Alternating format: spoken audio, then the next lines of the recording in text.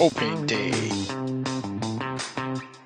All right. Benvenuti, baseball friends. We're back here at Home Plate 33. Our, I don't know, at this point, it's every 2 weeks plus podcast, but it's definitely going to get better. And we're here for our seventh um, digital at bat. We're here with Mr. Alex Erickson from Chill TV, and it's back with us, making sure that we're on track. How's it going, Alex? Good. How you doing, buddy? Absolutely excellent. We're going to be talking about baseball today, so I know definitely cannot get any better than that, right? Always gonna good day. Exactly. And then we get to play baseball tomorrow, so that's even better. So Sure do. And you look good at practice, buddy. yeah, well, I mean, it's kind of one of those things. I know, like with that torpedo bat, definitely making a difference. As you I said, would. I'm too much of a geek to actually kind of like not try those kind of things. So. And hey, I didn't say that. I didn't say it's implied. It may be true, but I didn't say it.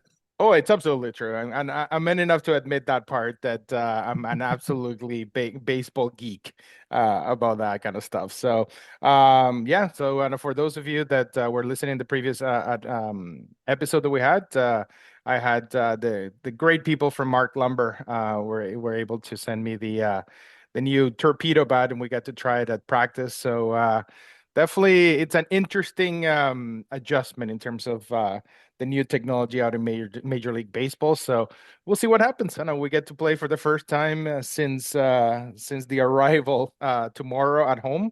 So we'll see what happens, and hopefully a double turns into a, I don't know, home run. I don't know. We can always hope, right? Hope is it's the last thing we lose, right? So Sure. we have a very interesting episode today where instead of actually talking about, I don't know, basically like stats today and tomorrow, this and that or whatever, let's talk about a lot of information that's going around and that's definitely worth talking about. And then we'll talk about stats and teams and everything else next episode.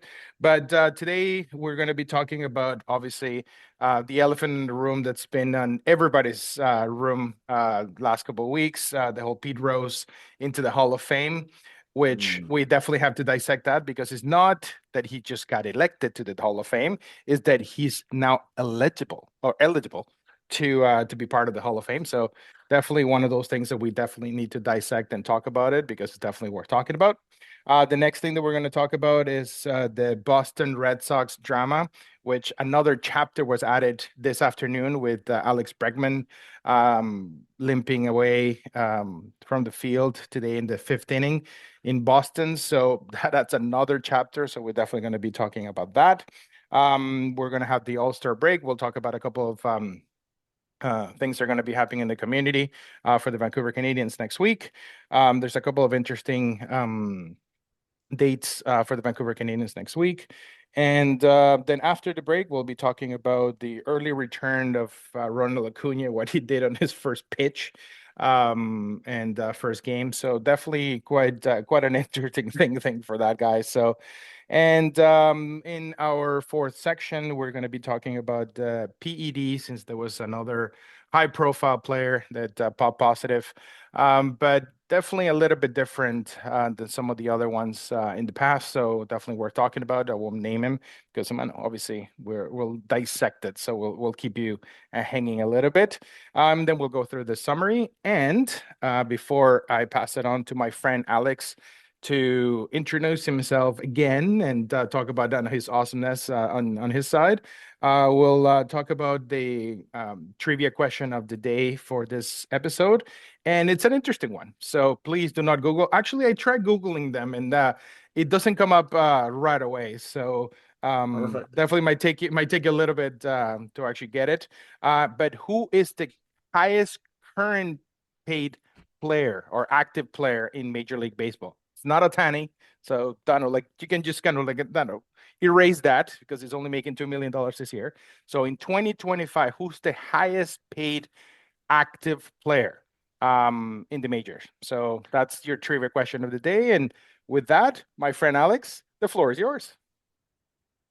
Yeah. What am I giving an update on here? Well, I know like first thing is first. We'll join go into our first section right away, which is the Pete Rose I don't even want to. I don't know Um, if I want to call it a drama. I don't know what I would call it anymore. all right. So for the lay person who may have a healthy relationship with social media and not have it at all. The Hall of Fame, based on a decision by what's called the Classic Baseball Era Committee, um, announced that Rose has been removed from the permanently ineligible list. Now, what this means is um, he is eligible, but he is not in the Hall of Fame. It will be voted on in December of 2027 to determine if he would be enshrined in the Hall of Fame in 2028. Yeah, and just to add to that part, Alex, on 20 in 2027, which is one of those things that is kind of interesting, it's not going to be voted like the normal on Hall of Fame election by the media and the writers. It's going to be only voted by the special committee that Alex actually mentioned. So it's going to be a little bit interesting how that plays out, and that committee is actually formed by all GMs, major league players, and members of the Hall of Fame. So it's not just kind of like a random committee. There are people that are actually already in the Hall of Fame. Like Greg Maddux is actually one of the people that's part of that committee. So it's definitely going to be interesting. What's your take on that part there, Alex? So, again, just to give some backfill, Pete Rose passed away end of last year. He was banned from baseball for life in, I want to say, 88, 89 Something like for that. gambling on games. Hmm. This Well, has always he was a been manager. a Sorry. yes. Yeah. This has always been kind of a disputed circumstance um for the kind of the moral community of baseball because the rules were the rules and he definitely broke the rules in that. But the controversy always kind of surrounded the fact that he wasn't throwing games. Yeah. Now, Pete Absolutely. Rose, affectionately nicknamed Charlie Hustle, is still one of the greatest hitters of all time, one of the scrappiest players to ever play the game. Yeah. Look, I get torn up on this as well. I would like to see him in the Hall of Fame, and I think Yeah. for me because I want to see Schilling in the Hall of Fame as well. There you go. That's an Um, interesting one. Yep. and Schilling not getting in the Hall of Fame because of political opinions and some stupid things that he said post retirement, I think um, doesn't disqualify him as one of the greatest big game pitchers of all time. But again, talking about Pete Rose, I think. Look, the purity test of the MLB commission and the writers and the analysts, I think is kind of a silly test. I think there should be some fan vote and some fan input in here, and I would assume that given Pete Rose as sort of a transcendent player for a lot of at least our dads, right, who would have Yeah. watched him in the 80s and 90s and gone like, this is one of my guys, would say he deserves to be there. Yeah, absolutely. And I'm glad that you mentioned Kerr Schilling in your conversation. For those of you that actually don't know, Alex mentioned, even though he had the numbers, definitely had the numbers to actually be in the Hall of Fame, a lot of the writers shied away from voting for Kerr Schilling because of some comments that had nothing to do with baseball. At least Pete Rose. It was something related to baseball. It actually happened on the baseball field, not as a player, but as a manager, but it happened on the baseball field. So there was a valid reason to actually be banned. But in terms of Kurt Mhm. Schilling, it's something that happened outside the field that had nothing to do with baseball. So that was kind of like, and that definitely opened the conversation in terms of those guys that what's the difference between the guys that did things on the field and the things that did things off the field. Like for example, like the ones that come to mind, like for example, Barry Bonds. In my opinion, one of the greatest, if not the greatest, contact hitter and power hitter in the game. Mano, Mhm. steroids or not, we'll definitely talk about that a little bit later in the episode. Should be in the Hall of Fame. He's never pop positive, but there was always that looming thing, and media actually hated him. So there's that part. But then there's other people that literally admit it and almost with a grin on their face, kind of like Yeah, I did it to what? It was Alex Rodriguez. So there's a combination of like that, and then you have a couple of major leaguers that are going to be coming up to Cooperstown voting pretty soon, going to be Miguel Cabrera. Does he have the numbers? Absolutely. And like on the last Triple Crown winner in our modern era, but he had a DUI. So does that actually disqualify him because he did something outside the field? I don't know. Like, I mean, that's it's I want to leave that there for you to um give your thoughts in terms of that, if there should be a difference between what you do on the field and off the field. Alex, I know, what do you think about that? Because I mean, that's where I scratch my Yeah, head. I mean, it's sort of weird. The Baseball Writers Association of America, which is the group that does vote on the Hall of Fame stuff. Hmm. There is a category called it's like sportsmanship, integrity, Hmm. character, and those are factors that players are evaluated Yeah. along.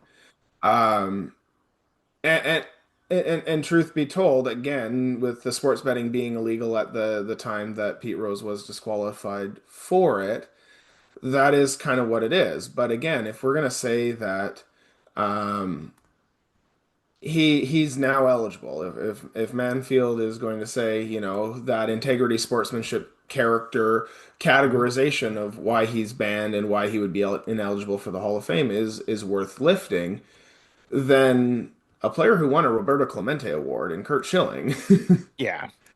That tells you right there. like he won a humanitarian award. Like Yeah. that is the award for Yeah. the MLB. So you know it's hard. The Baseball Hall of Fame, Cooperstown is probably the hardest Hall of Fame to get into out of all of them Hmm. because of kind of the rigorous screening Yeah. procedure and the threshold set by the Writers Association. But Hmm. we're also in an era of pretty strict criticism of the media Yeah. along those exact lines of integrity, character, bias, and motivation. So I think a lot of the sort of hair raising is coming from the fact of, is this, you know, them holding a clean standard, or is this them having sort of obscure purity, you know, virtue signaling type tests Yeah. that are being, you know, challenged and being upset. So.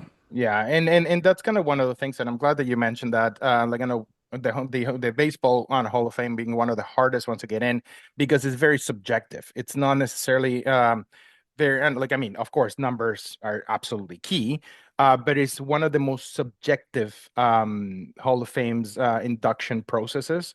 Because I mean, kind of perfect example that one of the guys that actually been in the ballot for, I want to say 9 years. I think this is his last year. Is Carlos Beltran. Even though he Mhm. didn't do anything, um, quote unquote, himself, but he was associated with the whole Astros fiasco in terms of being the mastermind. But he was never um, part of the equation of like, being part of that because he was actually part of the staff, not necessarily a player that did so and so. But I don't know, like it's that part that you were actually mentioned, Alex. It's the um, where do you draw the line? Because I mean, there's a lot of bias. Like in my personal opinion, obviously, I know we kind of digress from Pete Rose, but I mean, this is definitely a valid discussion in terms of the Hall of Fame of what's next for Pete. Is or no, the late Pete is a lot of the reasons, and in my opinion, like for Barry Bonds not getting in, it's because a lot of people in the media and the writers did not like Barry Bonds because of the way he was on the clubhouse and his attitude towards media. So does that shadow what he really did on the field? Of course, there's always the comments of, yeah, well, I know, like, what's his name? Babe Ruth did it with in hot dogs and beer, and then he did it with the cream. But at the same time, it's one of those things that where do we draw the line? Which kind of what makes it like so much harder in terms of like this whole Pete discussion, right? Mhm. Yeah, because Yeah, and I mean, yeah, yeah. Go ahead. Pete's going to be exempt from this process anyway. So Yeah. the question really is, what precedent does this set for um, not just banned from baseball players, but Yeah. just excluded in other ways. And I mean, I wonder too. This Hmm. would be a posthumous entry into the Hall of Fame. So, Yeah. you know, may, maybe maybe there's a posthumous Yeah. spot in Cooperstown or a Yeah. memorial garden of sorts. So, Yeah, absolutely. Because I mean, I know another thing to the one to add, so that way everybody's aware of what really happened. It's not that just Pete Rose, because I mean, we want to actually make sure that we give the right information here. Because I mean, there was a lot of kind of talking about social media. One of the things mm, that was something that happened a few months ago is that the president of the United States, kind of, I don't know, like wrote directly to Manfred to actually make sure that this was going to happen or it had to happen.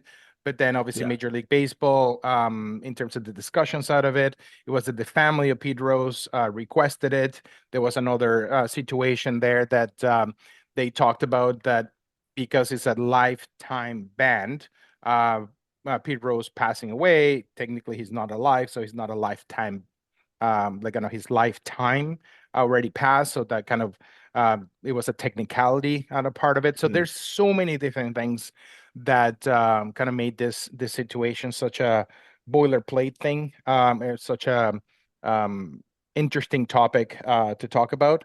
But in mm. my opinion, like I agree with you, Alex. Pete Rose definitely in terms of what he did on the field, should be in the Hall of Fame. In terms of the way, well, I don't know, you don't get Charlie Hustle for nothing, right? So for him to not only run into or I don't know, basically broke a home plate, a play at home against Buck Martinez in an All-Star game. Who does that? Like, I mean, things like that.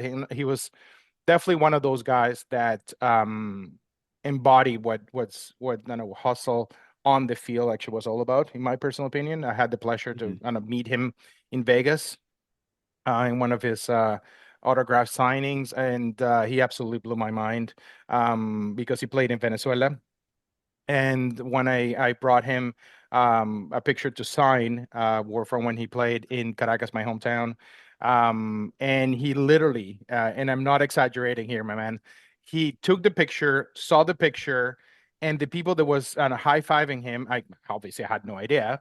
And he called somebody in Venezuela to find out who the person that he was high-fiving. And while he waited for the call, he was telling me where he ate and how to get to the stadium, like things like that that I was definitely not expecting.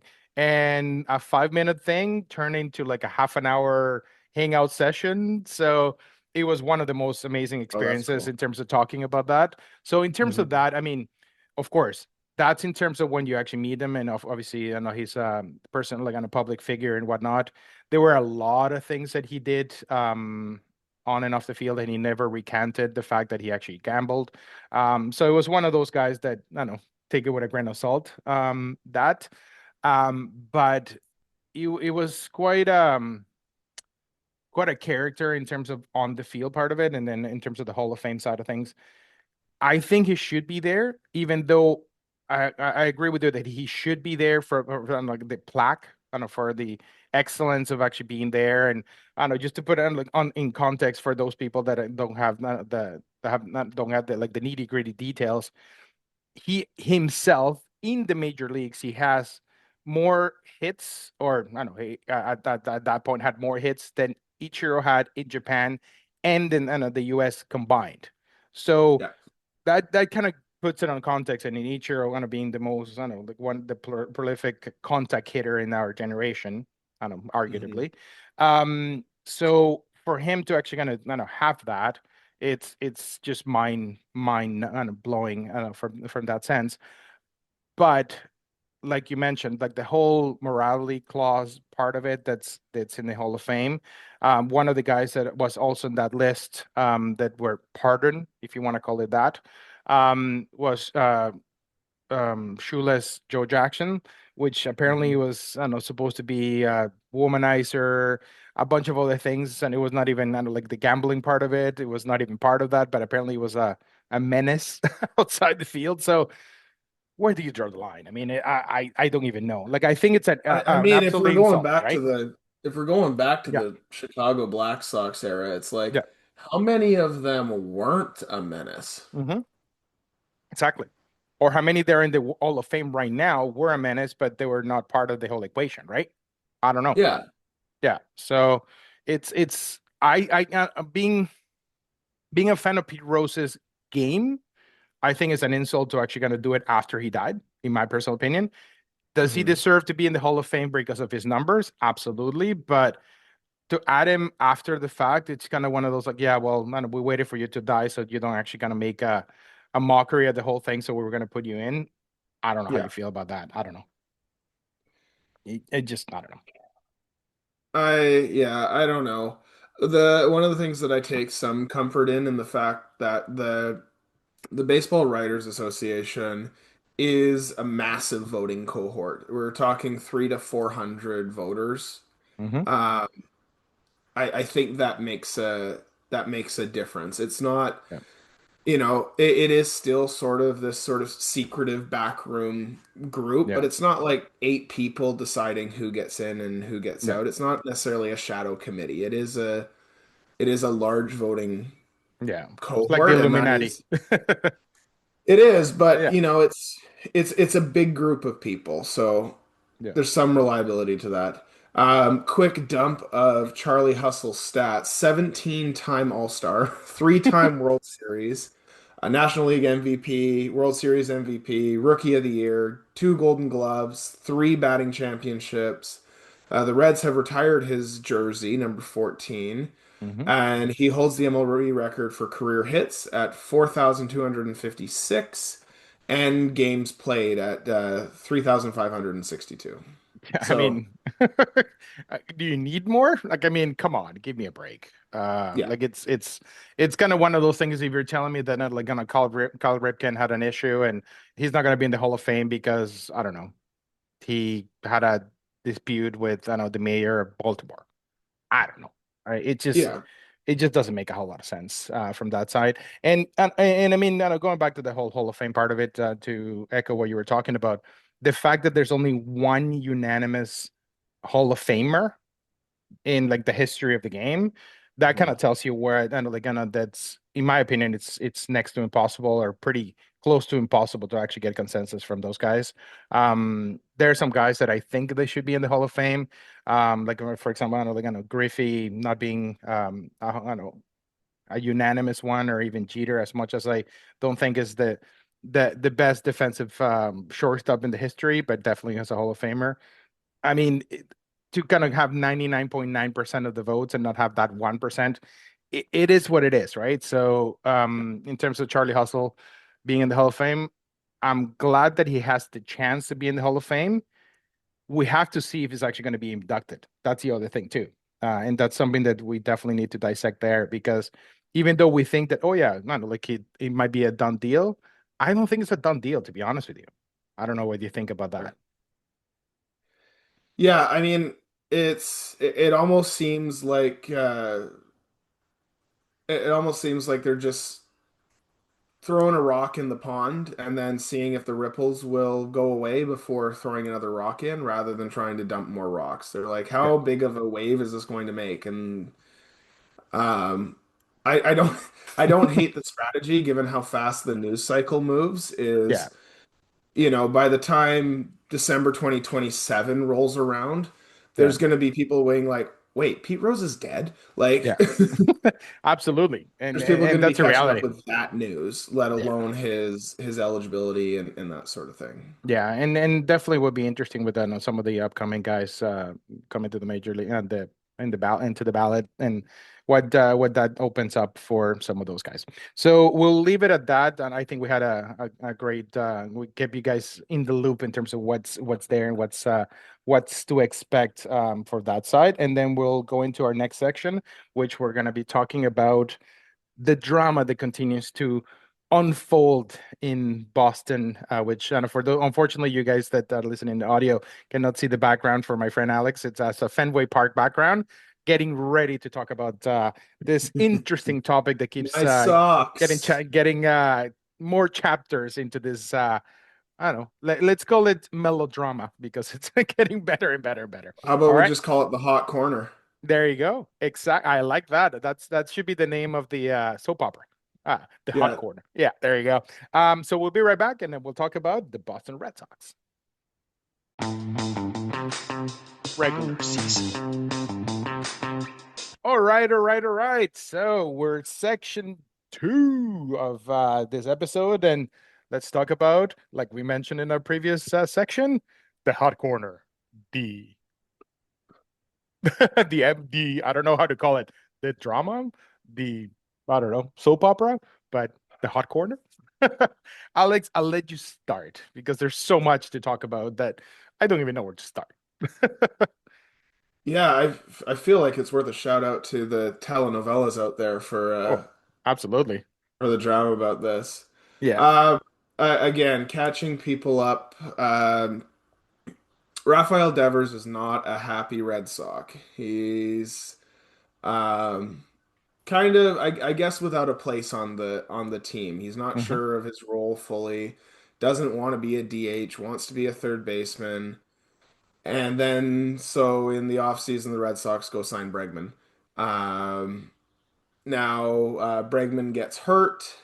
Um, and I mean, I'm looking here, and as of 47 minutes ago, Alex Cora still hasn't named Rafa Devers as the third baseman. So, Yeah. It's interesting because I mean just to kind of elaborate on what Alex was actually saying there. One of the things that was actually said publicly, but multiple entities in the Boston Red Sox, once they signed Breckman, they told Rafael Devers, basically put your glove away. You're not going to play anywhere else. You're not going to play first. You're not going to play anywhere else. mhm. With Casas, their original first baseman, went down. They said, you're not going to play first base. He's not even trying to play first base. He keeps raking on the field. He's, I don't know, like I think he hit two bombs last night. So he keeps Including a hitting, grand slam. including a grand slam, exactly. But now the Breckman goes down. He hasn't actually picked up a glove all season as per management. Where do you put him? I mean, the logical move is like, oh yeah, you go back to third base. But as you very well know, I know Alex being our third baseman after, I know, like being besides a catcher, even though some of your friends actually are surprised that you still have a infielder's glove. Um, Me it's too. not as simple as just kind of like gonna put it on your glove and you play third base in the major league level. I mean, come on, No, right? not with 105-mile-an-hour exit velos. Yeah, exactly. So what do you do there? I mean, it's do you trade him? I mean, it depends on. I think it depends on what's happening off the field, Yeah, right? I'm so curious of why this situation arised. I don't believe really any of the stories going on. I don't really believe Devers. I don't believe Cora and the Red Sox management about what position they're in. no, I just yeah, it's kind of mind-boggling. I'm not really sure how to orient it because again, yeah, Devers is raking. Like he's yeah, embodying the spirit of David Ortiz and using his bat well. yeah. But I don't understand the need to keep him off the bag. So the Yeah. question is he taking ground balls? Is he actually still working on the infield stuff, or is he just taking like 11 hours of batting practice a day? Yeah, exactly. Which Yeah. he's already like a batting title caliber hitter, regardless of he's DHing or a third base guy. So Yeah. I don't know. Has he been historically injury prone? Because Bregman None of has. Like, yeah, and the other thing too, I mean, I think the only thing and the only reason it kind of makes sense is because the last 3 years he's been quote unquote numbers wise the worst third baseman in the league, in the American League, error wise and throwing and so on and so forth. But again, as you very well know, Alex, I mean, there's a lot of guys that they're not pure DHs that actually rotate through. I mean, like on Sundays you play third base or you play the base that you were supposed to, but the fact that yeah. they publicly, like you said, I don't know, whoever we believe, I don't even know anymore. I'm with you on that. Is they said you're not playing, period, full stop. That's the end of that. You're the new David Ortiz, suck it up, buttercup. That's the end of that. And now Mhm. you have a need. Do you actually get him to all of a sudden be like, oh yeah, by the way, that thing that you used to actually do barely okay for major league standards or what we expected you to do. I want you to do at a high level with and compare yourself to the guy that we just signed for $40 million that has been doing it amazingly for the last 3 months. So, uh, I mean, I don't think Devers is going to end up in Boston for much longer if this continues. But No. the question is, can Boston afford letting Devers go? That's the other question too. I mean, that's another chapter to this, no, no, to this telenovela, right? Do you let him go so you can improve the culture of the clubhouse BS, or do you just get rid of Cora? I mean, he has not been exactly, tearing it up this year. So with the kind of talent that he has on the field. So in my personal No. opinion.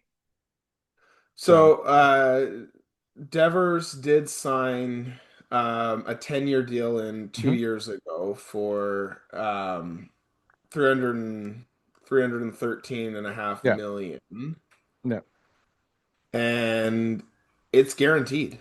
yeah, yeah. But in today's market, I know, like, as weird this is gonna sound, $30 million for somebody that rakes, it's not a whole lot of money.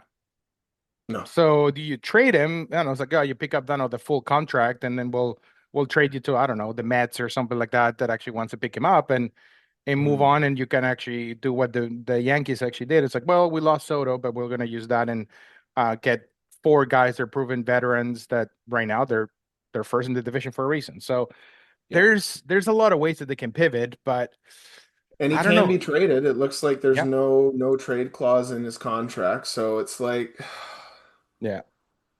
Because I I, mean, yeah, I don't know. It's like what's the Boston is no stranger to having sort of dramatic and temperamental batters on their team. So yeah.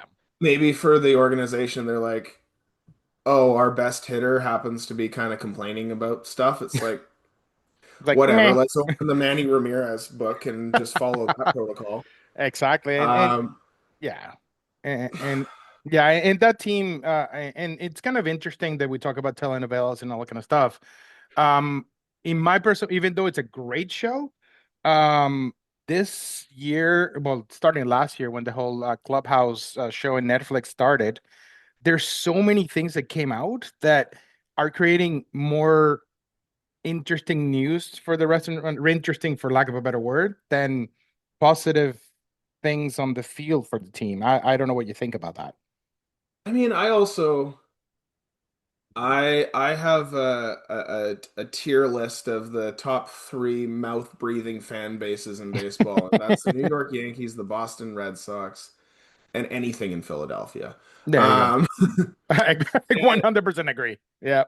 and I think with that, the Boston fan base is going to like no one's going to be happy whatever the outcome is. So Yeah. even going to the fans and saying, "What should we do?" You're going to get half of them are like, "He's a bum, trade him." The other half, "He's great, force him to play DH, tell him to Yeah. shut up and play baseball. He's getting paid $30 million a year." And then you have the other half is let him play third base, and then you probably Yeah. have a handful of people who are like, "Put him in the outfield," right? Like. Yeah. Uh, Yep. like either way, it's kind of a no-win situation, and it Yeah. sucks as an organization not to be able to look at the your support and say, Yeah. what do you want to do with this? And I could be wrong, but Yeah. at least the Facebook groups that my dad's in as Red Sox fan clubs seems to be kind of torn along those lines of like whatever options are, we don't like it. Yeah. So Yeah, and then that's the thing. I mean, my personal favorite that I read about the whole situation is that if Manny and Johnny Damon could play left, Rafi can too. So I don't know. I don't know if Altuve did it too. I mean, the random Brando, the Green Monster. I mean, you definitely just have to kind of yeah. sit there and kind of see there. But again, I don't even know. Like, I mean, Yeah, you me stand in shallow personally. left and turn and face the wall. Like that's Exactly. I know it's not that you need a relay to actually throw home, and he has the arm to do it. So I don't know what's the worst that can happen. And you have Rafael at center field that can catches everything. So who cares? yeah. Yeah. I So just I think it's going to be traded, to be honest with you. I think it's going to be traded. Maybe not this year, but maybe in the offseason, because I think it's just way too much negativity. And like somebody's going to get out, like go out, right?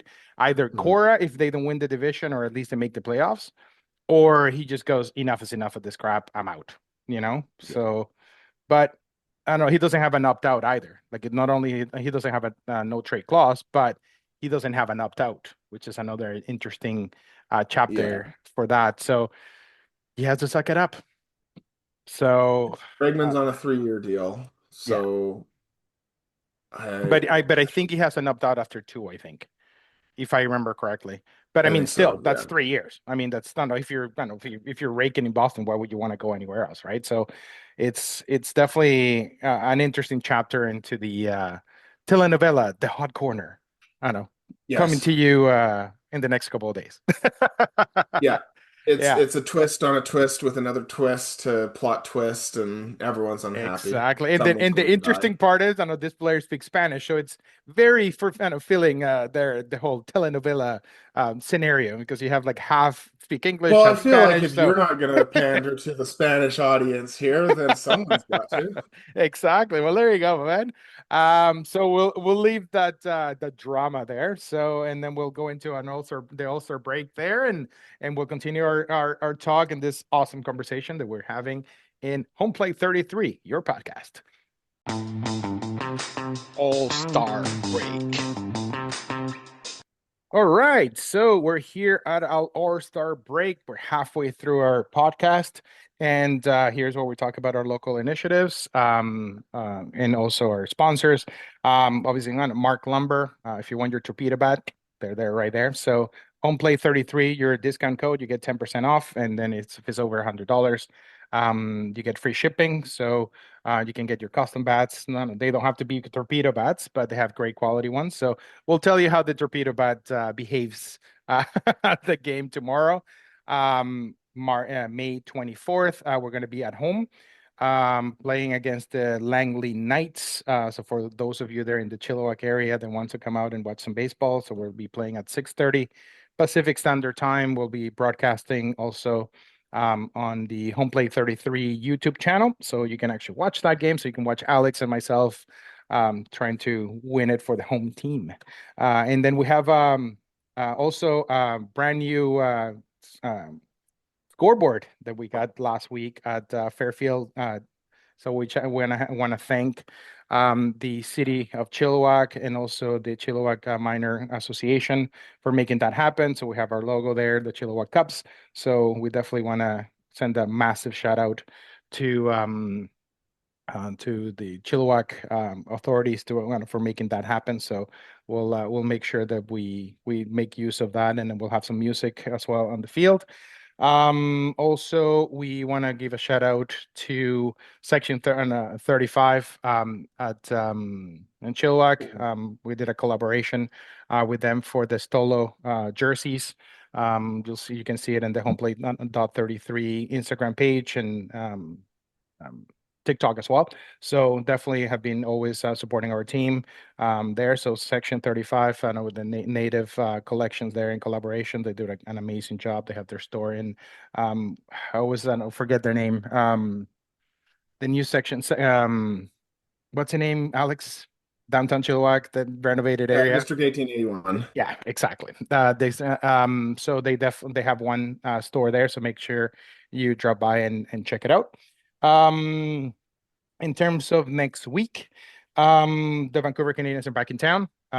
They start a new series on Tuesday, and on Tuesday they have the South Asian Community Heritage Night. Obviously, one of the key things there is the number one top prospect in the Jays organization. It's with the Vancouver Canadians, and it has a South Asian heritage.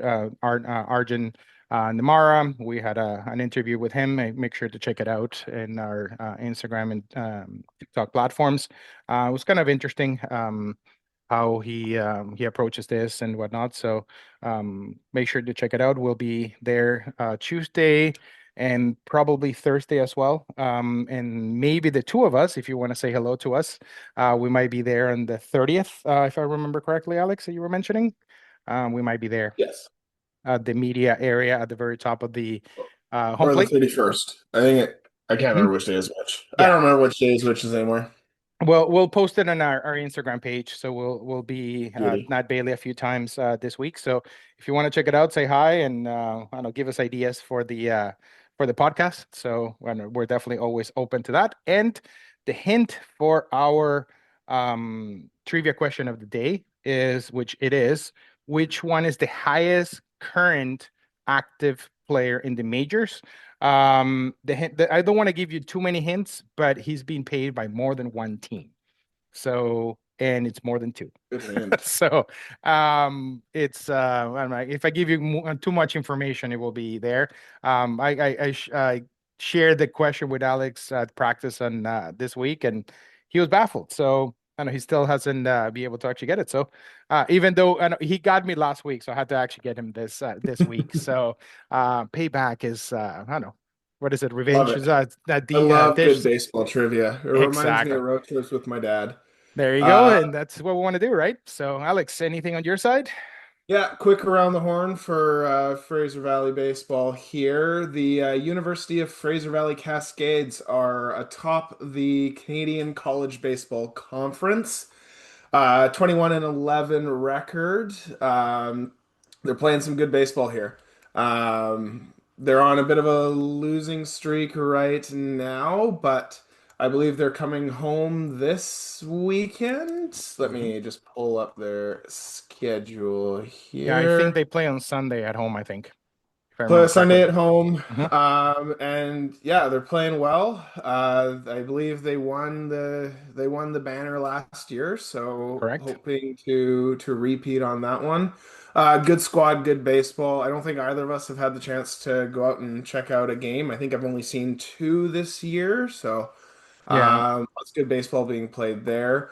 Yeah. And for those getting ready to hopefully play for UFV and other college games, the Chilliwack College Prep Cougars have a four-game series this weekend at Fairfield Park. So if 6:30 p.m. is a little too late for you past your bedtime on Saturday, then the concessions open Saturday at 12 and Sunday at 10 to come watch Mhm. the kids play. Again, pretty good quality baseball and Fairfield Island's a good hang, Yeah, regardless of absolutely. whether or not you like baseball or whatnot. Take the dog, there's a dog park. Take the kids, there's a kids park.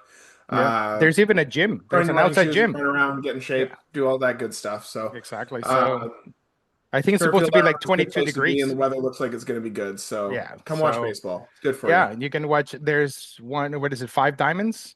Four diamonds, if I remember correctly. Mhm.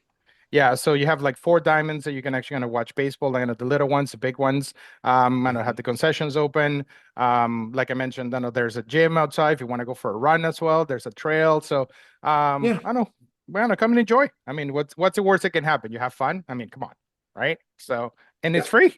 That's the best part. That's the best part of It's the whole free. equation, right? Yeah. Free, it's always a good thing. All right. So we're gonna leave it there for our All-Star break, and we're gonna dive into our very next section, which is the early return of Mr. Ronald Acuna Jr. Trade deadline. All right, we're almost there. And then we talked about Boston in terms of things going in a weird direction. Then you have now the Atlanta Braves going in a completely different direction after the drama that they had earlier in the season, with the return of Ronald Acuna Jr., which first pitch, guess what he did? Bomb, like absolute bomb, Hmm. to left field, to actually kind of get back into the the kick of things. And also he had an assist at second base. He had a rocket to second base. So he had a home run and an assist on his early return, because it was supposed to be at the and at the earliest it was supposed to be June, and then it became June. Then became May, and then it's not even the end of May, and then he's already back. So, what do you think about Mr. Acuna? I don't know. There's people that hate him, the people that love him. I think he looks ridiculous. What was with that, all the yellow crap? Yeah. Really tell Um, me how you feel. but my God, does that kid have swagger? Like, Yeah. I think it was the first pitch of the game too. I think he was Yep. leading off, wasn't he? Yep. And First just pitch, pimps bomb. one. Like, Yeah. That is kind of that's the romance of baseball. Mhm. If you can't appreciate that magic, you probably don't like puppies, and I don't want to be your friend. Um, There you go. he looks ridiculous. He hits bombs. Atlanta's a mess But I'll take Atlanta's mess over the Boston mess, though. for Gotta admit, sure. yeah. So for those For of you that actually sure. don't know about the whole mess with Atlanta, while he was in the disabled list, there was an issue with social media going back to the whole see how every section connects to each other. Like I know the whole social media and the pit rows set up. Then the streaming system with Boston. Now this one Yeah. is the social media part of it. There was a play that happened in one of the games for Atlanta. Somebody tried to pimp a home run. The home run actually didn't go, and they didn't take the player in question, which I think it was DFA, as far as I remember, or he's in minors already. Was not taken out of the game. Mr. Acuna took exception of that, and instead of actually shutting up and not saying anything or doing internally, he all of a sudden actually replied to in Twitter, and everything just kind of exploded from there. So it's kind of Yeah. I don't know. But yeah, like the guy, I mean, I agree with you. There's a lot of yellow in there. I'm not like the part that I have a bit of a hard time is actually his home run trot. That's where I go. I understand you just came back, but it takes you like 35 seconds for you to actually go around the bases, go in the whole check the balls and then going back and forth and the dunk. I mean, like, dude, come on. I don't know. Is the yellow because he's trying to dress up as the Venezuelan flag? I don't know, but it probably has Aren't something the to do with Braves that. blue and red and the Venezuelan flags blue, red, and yellow? He Am I, might. He am I getting might. that wrong? I might be getting No, that no, completely. no. Like you definitely have the right colors. I mean, none of the Venezuelan blue, it's a little bit lighter, but I mean close enough. But yeah, there's a lot of yellow, especially the yellow cleats are a little bit much, I think. The yellow Yeah, gloves, I mean, I think Osuna uses them as well, but I mean the yellow cleats are like way too bright. Way it's a too bright. lot. Yeah, he looks very Ricky Henderson like. Remember back in the day when he had like the neon I think they were Reebok cleats. I don't know if you Yeah, remember them. I know back in the day. but at Uh, least Oakland is got yellow in its jersey, true, or very at least true. the Athletics at that time did. The Yeah, uh, the anonymous generic athletic baseball association that is floating around America yeah, might have different colors this year. I can't remember. They're too ambiguous. yeah. They're yeah. I think they removed a lot of the yellow from the uniform. I don't even know anymore. So, the fact Doesn't that we matter. cannot even call them Ace anything, it just tells you right there. I mean, that's Yeah. there's so much going on for us to actually dissect at this podcast, but we might be here for 6 hours, and even though there's people that like us talking about it, I'm pretty sure none of them, there's people that are like, can you move on to the next one?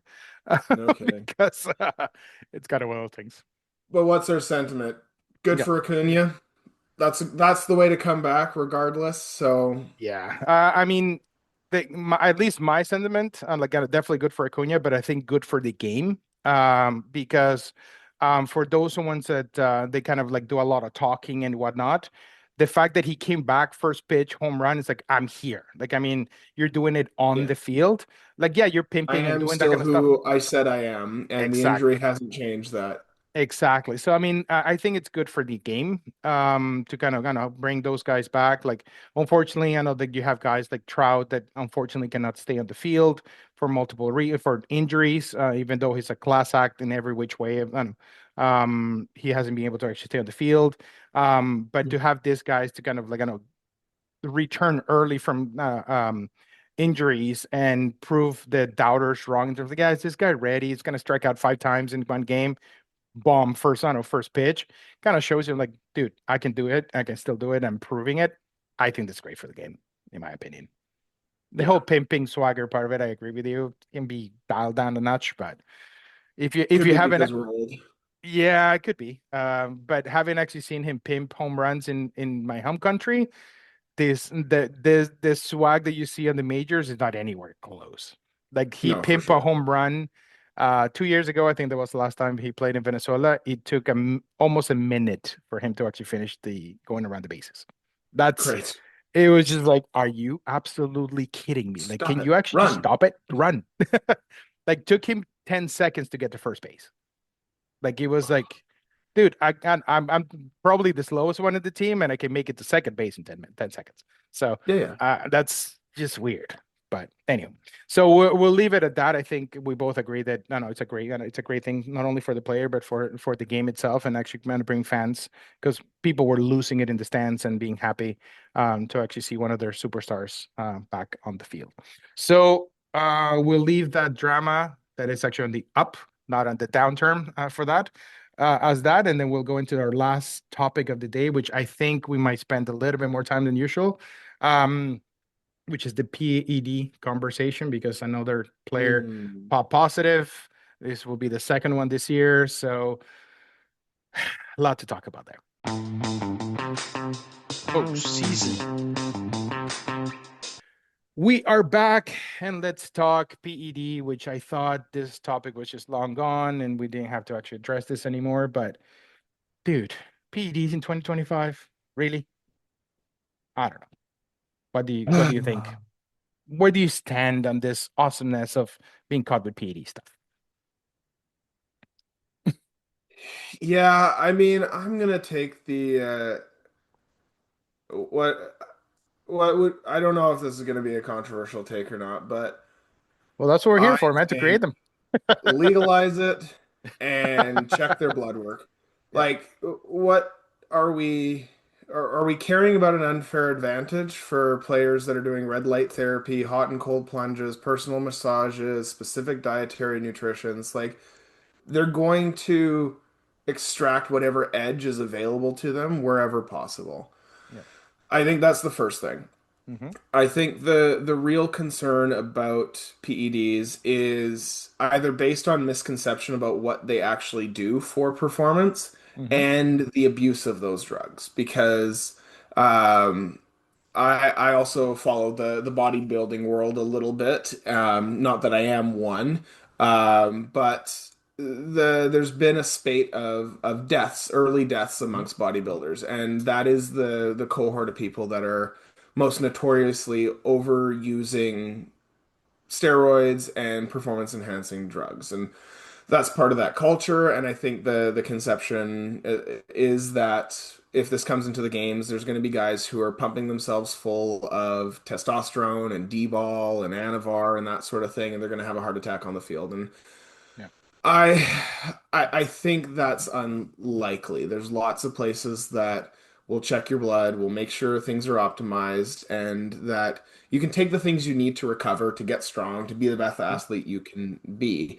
Now, do I think that they should be, gearing up to the gills and that sort of thing? Like, Yeah. no, but I also look back at the quote unquote steroid era and say, that wasn't as crazy as I think everyone made it No. out to be. I think it was just no one was super clear on what these substances were, how they were used, and what we can do with it. But Yeah. they're insanely normal in the bodybuilding world. They're insanely normal in the strongman world. And those fields have been around for, 40, 50 years now. So Yeah.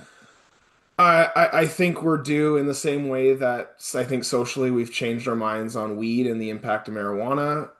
We can probably do away with the hysterics about it. Now, Yeah. to conclude this sort of rambling, No, that's a good one. It's a good if one. you are failing tests, that is your fault. You are a millionaire baseball player. Mhm. Stop being stupid. Stop taking sketchy supplements. Mhm. Stop, stop listening to your doctor friend who lives and works out of his basement down the street saying that he knows how to get you to pass a test. You're already a professional baseball player. Yeah. You are already the best of the And you best. already have the tools. Do what your team Yeah. tells you is safe to do. Yeah. I know there's some discussion about the fact that players in Latin America happen to be tested more often. Hmm. There could be a racial component to that. I think it's way more likely is this is where a lot of those labs are and those supplement Yep. companies, if they're using manufacturing in a country that has less regulation, the odds that that big bin of creatine that you're getting was used to mix up a batch of something else is pretty good, Yeah. and it's pretty well tracked. And that's not just in Latin America for Hmm. sure. That's been found by WADA for labs out of China and Hmm. other Asian countries. Basically, the same place that doesn't have the same standards, and Yeah. even supplement companies that manufacture out of the US and Canada, although there are very few that have the pharmaceutical licensing in order to do that, they can still make mistakes. They still Yeah. cannot wash out the bins of protein powder Yeah. as well as they should. So, I think it's worth an investigation on what the testing standards are, and then Mhm. worth a conversation of why we should still be caring about this. Yeah, and I want to throw a stat out there to kind of back what Alex is actually talking about. Out of the last in this era of like steroids, the players that have actually popped positive in the majors, I mean, we're not including the minors, that's a completely different ballpark. Mm. 70% of them have been from Latin America. And out of those 70%, 60 of that 70 are from the Dominican Republic. So that kind of tells you a lot of things. And of course, we got to remind a lot of people what that actually are not aware in terms of the contract structure and so on. The easiest way I can actually put it, it's you make more money in a lot of cases having a cup of coffee, spending literally a week in the major leagues than what you make all year in the minors. So, so a lot of this guy, especially from the coming from countries that like that money can actually carry you for years of living. Mm. It's definitely worth the um quote unquote the challenge or like I know the gamble of actually kind of popping positive in terms of that kind of stuff. I don't agree with it, but there's certain situations where I kind of get it because I mean your livelihood is part of it, and even if you get caught, like for example, one of the examples that we mentioned in terms of like other dramas in terms of Atlanta, one of their major signings in the offseason was Profar. He popped positive. He's actually suspended for 80 games. And you can actually see the progression of like a better performance last few years. So usually players don't get better as they get older; they get worse. And he's actually, I know he's starting to actually going to win. I don't know higher. Everybody thought, everybody knew that he actually had the potential to actually do it when he was with Texas, but he never put it together. And all of a sudden, he puts it together and pop positive when he gets a big contract. A Mhm. lot of the big that contract was actually backloaded. Um, so there's a lot of speculation that it's like, I know he knew that he was actually taken and he felt positive 80 games. He's still a guaranteed contract. So there's a lot of little things. I know that it sounds like we're rambling, but it's good for you guys to understand. And that's why we have this podcast to talk about those kind of things and bring you guys up to speed with this conversation. But having said all of that, the one thing that I found kind of interesting in the last one, which is not because he's a countryman, but with Jose Alvarado, the closer for the Philadelphia Phillies, that just popped positive. His positive test was actually in spring training, based on reports, and he has actually popped negative since the season started twice. So it's Mm. like Alex you mentioned, which I totally agree with you, is that if it's something that okay, you pop positive twice, like in the Olympics, I know like sometimes you kind of have a false positive and whatever the case might be. Um, you can actually kind of like retest it multiple times, and if you're negative multiple times, you might be okay because it might be I don't know, an issue. In this particular case, the first time that I've seen GMs and owners of the team um defending the player because it was about a weight loss situation here. Yeah. Not necessarily kind of like on a performance, and he's been like I don't know if anything, his velocity has actually gone down this year, not going up. So it kind of puts it into perspective, like okay, there's people that do it for a certain reason in terms of like getting that big contract, but there's people that actually do it literally by mistake. But having Mhm. said that, it's the player's fault to not check them. But at the same time, if you're negative in multiple tests after that and you're getting suspended mid-season when your team needs you the most and when you pop positive in spring training, that's what I don't get. I don't know what you think Yeah. about that. I just don't get it. I absolutely do not get it. If you pop positive in spring training and you get retested 2 weeks after in spring training, you suspend them in spring training, not in like end of May. I mean, come on. I don't know. Yeah, I mean it's doubling down on stupid. Yeah. Um, good job to the management and the organization for standing by their player and saying, this is annoying. Basically, we're not paying attention to this. Yeah. Um, just a shout out for anyone who is interested in like learning more about the stuff. Fellow Canadian YouTuber Derek from More Plates, More Dates does a really good job of explaining doping and how like steroid use works. You might have to comb through his video record in order to find a good one, but he is an expert on these things, and it is really helpful the information he puts out. Yeah, we'll put the Uh, link at the bottom of the podcast so you Yeah, can actually watch it. let's link that there.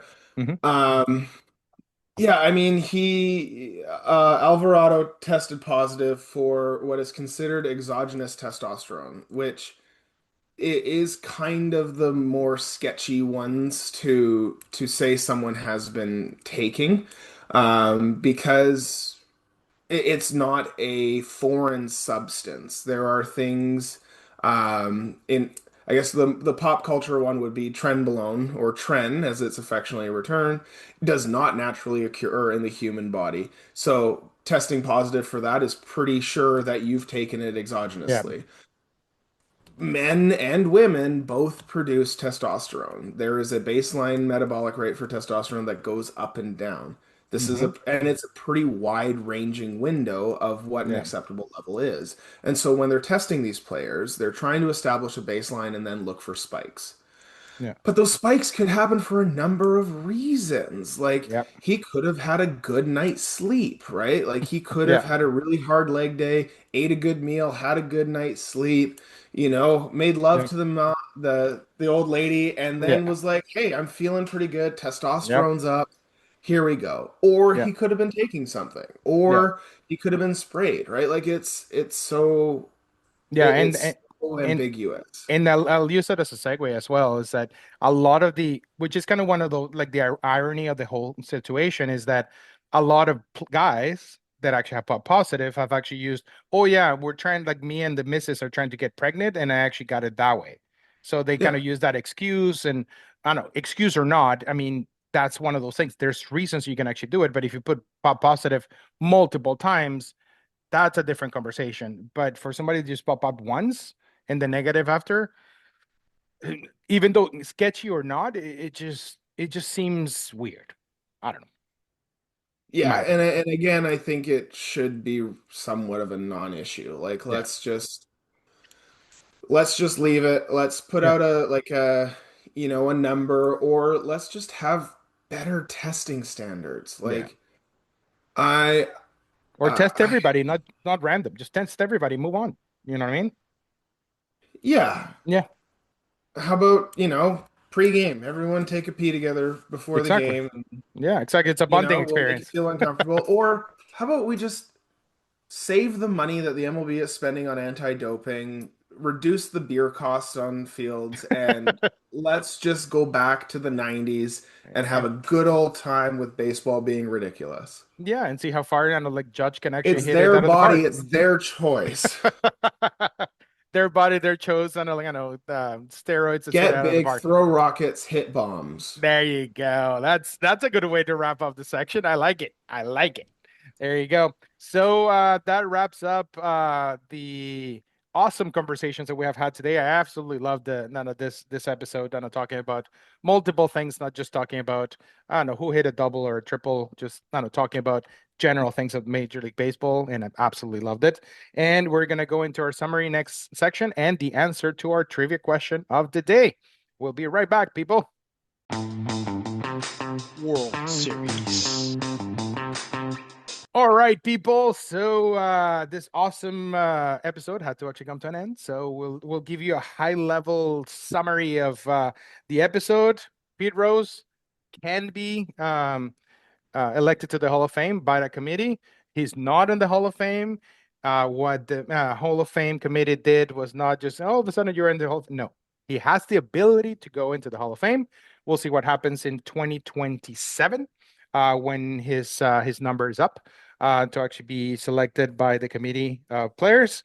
In terms of the Boston drama, the current star at third base went down. the all-time star in at third base, Mr. Devers. Is he going to play third base? Not going to play third base. The telenovela in Boston, the hot corner, is being hot and bothered and adding more chapters to it. So continue watching that telenovela in MLB.tv.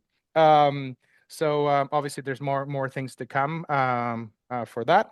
And in terms of Acuna Jr. coming back, good for baseball. First pitch, bomb to left field. Swagger is there. People like it and I don't like it. In both of our, in Alex's opinion, less yellow does it better.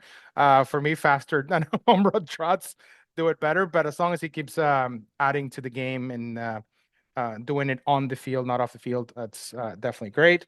And in terms of PEDs, obviously 2 players this year, Jerison Profar and Jose Alvarez pop positives. PED, the latest casualties in terms of popping positive for PEDs. Out of the 100%, about 70% plus are from Latin-born players or outside the US. In Alex's opinion, is they're going to legalize it and see how far they can hit it. In my opinion, I think it should be more of a regular testing. I know, like if you don't test one, just test all, and then just get it done out of the way, and then just do a better job at that. So we'll see how that works out. So those are our topics for today. And reminding you of the trivia question of the day, Alex, to see if you actually found it, was who is the current highest paid player in the major leagues, active player in the major leagues? Any guesses, my man? Yeah, you've stumped me with this one, dude. All right, I'll give you the last hint. He plays for a Canadian team. The Seattle Mariners. No. But He that's plays the for team most Canadians go watch. There you go. That's one way to look at it. No, he plays for the Toronto Blue Jays. Right now he's in the DL, but it's Mr. Max Scherzer. He's getting paid by four teams. The Nats, the Mets, Texas. King Psycho himself. Yep. So he's gonna, like, I don't know the exact number because I know like the defer keeps changing because of interest or whatever, but he's still getting paid by the Nats, the Mets, Texas, and the Jays. The Jays are paying him $15 million. Between the Nats, Mets, and Texas is around 60. So he's making over $60 million this year. So not even Soto makes more money than him. So the fact that 3 teams and 2 of them are contending teams are still paying him to play against him, it's interesting. And he's making $15 million with the Jays. It has only pitched 3 innings. So apparently he's coming back next month. So hopefully he can earn some of that money. But that was the trivia question of the day. I got you back. So there you go, Alex. We're one in the challenge. I love it. Mad Max, the highest active contract player in the majors right now. It's definitely not Bobby Bonilla. He only makes some $1.25 million every year until 2036, I think it is. Yeah, so we'll be back hopefully next week, if not in a couple of weeks, talking more about one, like Alex reminded me during the break. The managers have been fired. Who should be fired as well? There's 2 managers. They're hanging by a thread, in my opinion, especially in the American League. We talked about one of those teams today, and it's not the Braves. So if you listen to the podcast, you kind of have an idea where I'm going with that. And plenty to talk about next week. So reminding you that this Saturday, May 24th, we'll be in Fairfield, and there's lots of baseball to be played there. And next week we'll be at the Canadiens game. So if you want to say hi, we'll be there. So we'll be there. There you go.